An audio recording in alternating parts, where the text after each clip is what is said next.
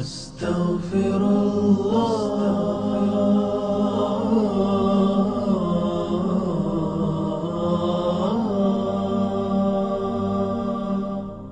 أستغفر الله.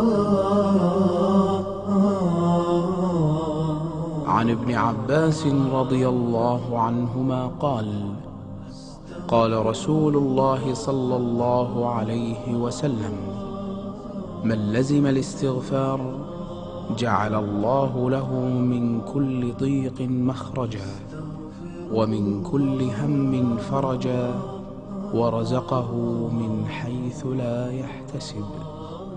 رواه أحمد. أستغفر الله.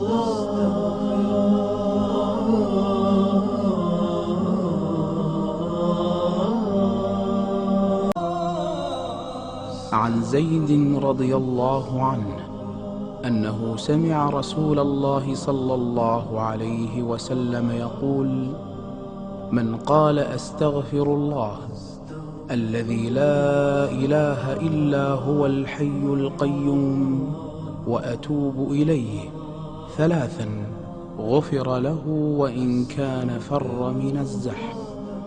رواه أبو داود.